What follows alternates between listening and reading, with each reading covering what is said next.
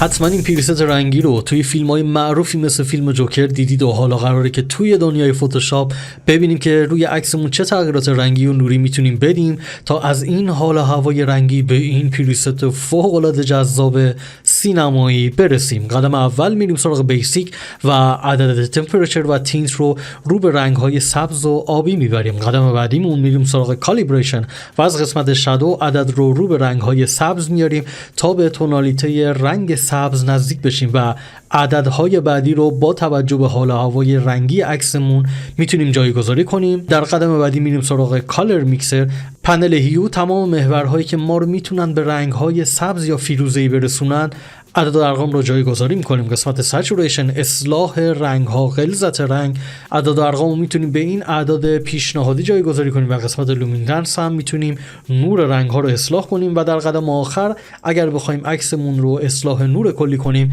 میتونیم از پنل بیسیک انجام بدیم و در آخر میتونیم از این رنگ به این پریست فوق‌العاده جذاب سینمایی برسیم. ممنونم از این که همراه ما بودید و همراه ما باشید.